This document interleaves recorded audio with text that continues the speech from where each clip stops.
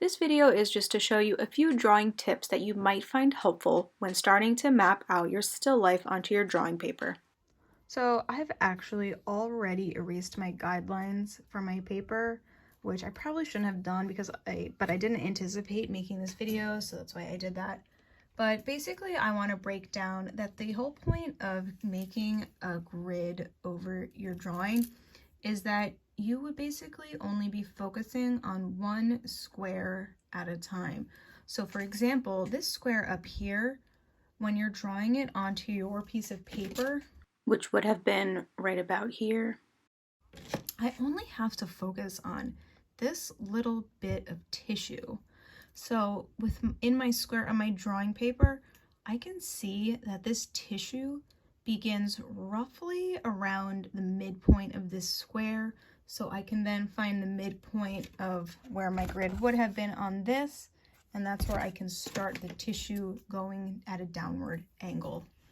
Some of these squares are a little bit more complex, but still just the fact that I can break down the square with less going on than I would the entire composition, it makes my life a little easier.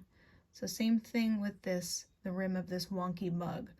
I know that the mug starts, this would be about midpoint, so a little lower than midpoint, you know, not quite midpoint, not quite a quarter of the way. So I would say in between a quarter of the way and mid.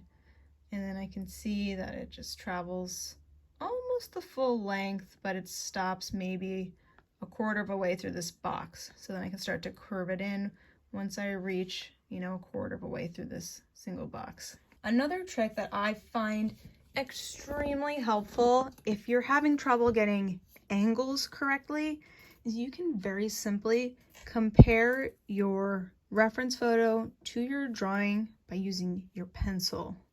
So for example, this is a very, very slight angle of the tissue box. So what I would do is actually hold my pencil up against the edge of the tissue box so that it is lined up perfectly.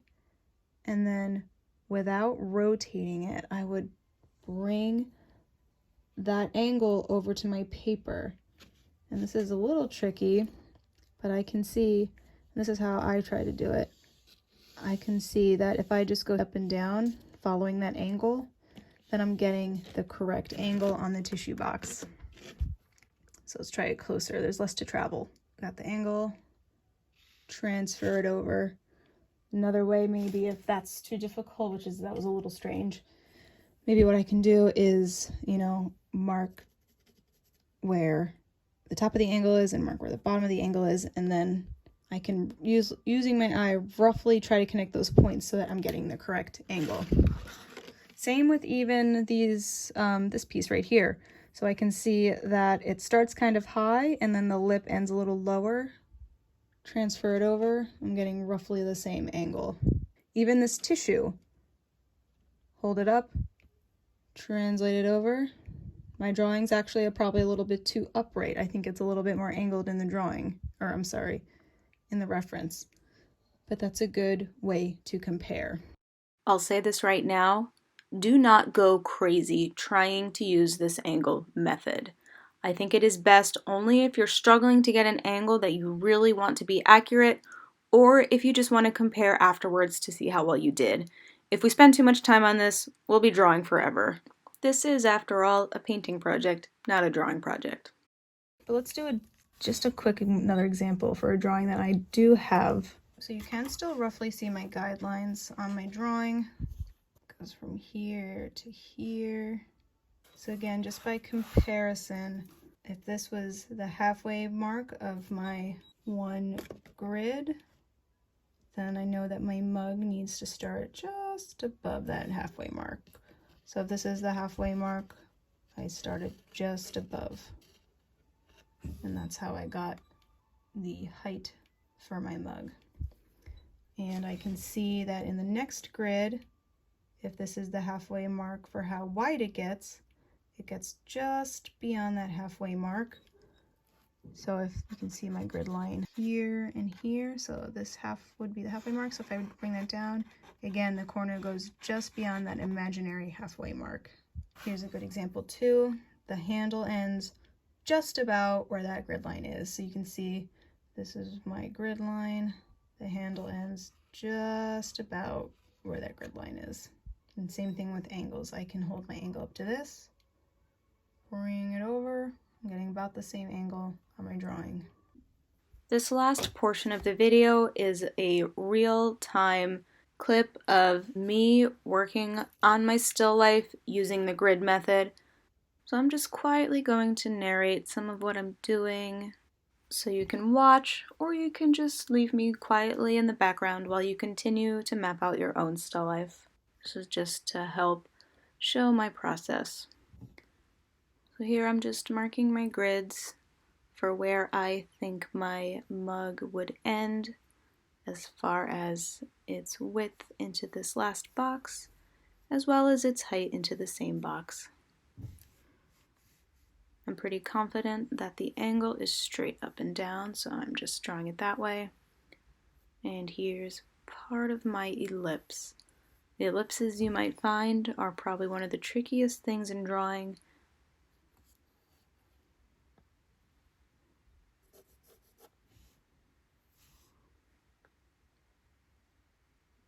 Since this little part of the angel is in front, it is in the foreground of this painting, I'm going to take care of that first. So again, I'm just trying to map out how far up the grid that little bottom part starts within my box, and in addition trying to see if I can give myself a hand by finding the angle. Even though the grid method is really nice for breaking your project down, it's still a good idea to every now and then look at it as a whole. If you focus a lot on one of these little boxes only to realize that it is off, it's going to throw off your whole drawing. It's also not only important to look at the items in terms of where they lay on the grid, but look at where they lay in reference to the other objects. For example, the corner of this angel's skirt just about perfectly lines up with the bottom curve of my mug.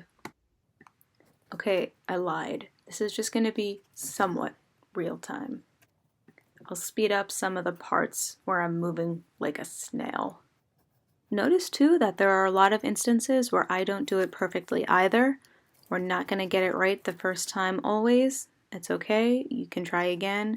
But again, this is more about the painting and less about the drawing. Let's not get too carried away with drawing perfection. And here's that nice and easy part where I noticed that my mug perfectly lined up with the angel's skirt.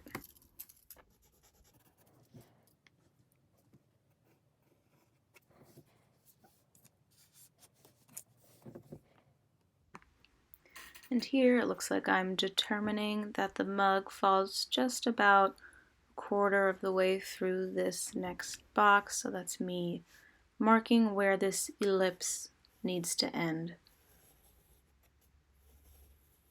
I find ellipses the best when I don't focus too hard on that curve and I just kind of do it all in one swoop. The more fluid the motion, the more natural it's going to look.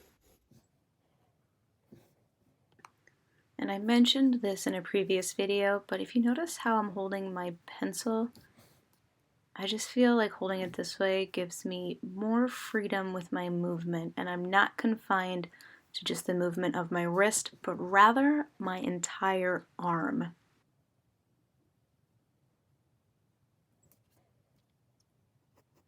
Again here, I can see that my mug handle attaches right about where those colors change.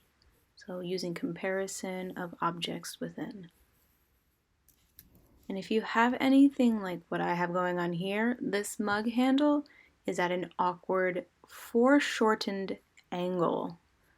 Foreshortened simply means that it is protruding toward the viewer. It's not at a perfect side view or profile view, which would have been much easier. So anything in your still life that has been foreshortened will probably be very tricky. Again, if you just follow your grid and really observe your reference. It's about looking and then going to our paper and a constant back and forth of looking at our reference. If we just glance at our reference and then try to guess, that's usually where mistakes are made. I don't mean to scare you off by saying this. I actually think there's something extremely genuine and charming about images and drawings and paintings that are not 100% realistic, but actually have a painterly and handmade characteristic to them. It's nice, in my opinion, to see the hand and the person that is behind the painting.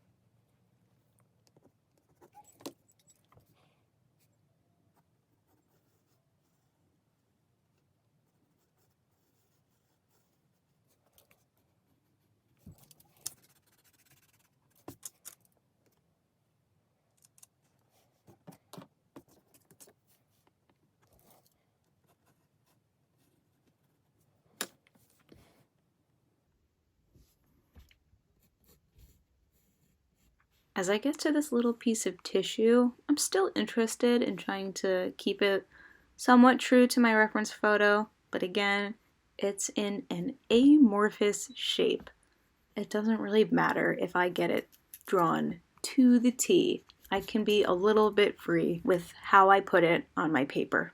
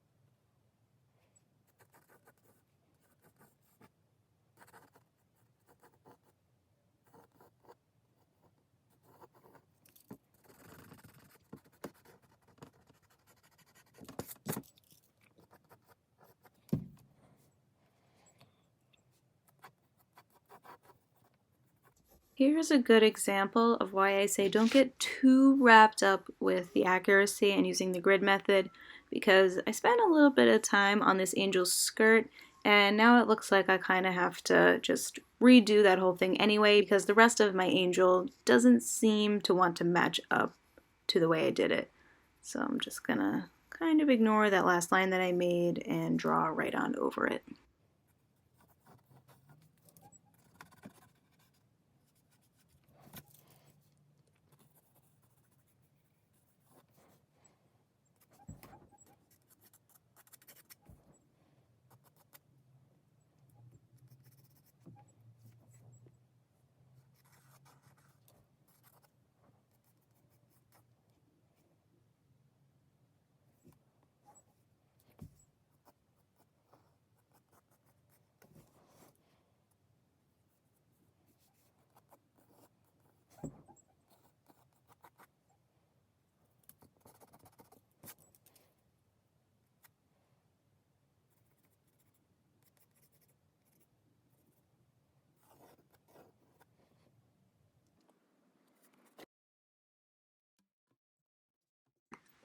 This time around, I did a little bit more of that angle measuring trick, whereas with my last drawing, which you saw earlier in this video with the paint already on it, that's the one that I did more of the comparison by using the grid.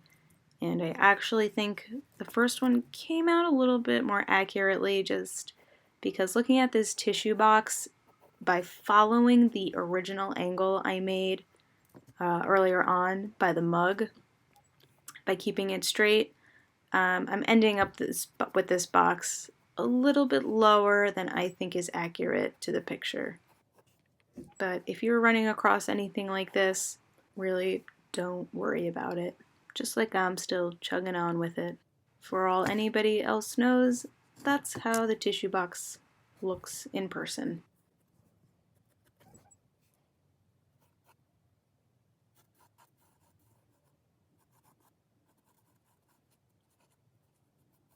And once again with this tissue, even though I actually posed my tissue so that I liked the way it was folding, I'm still going ahead and moving a little bit quicker, being a little bit more free with that.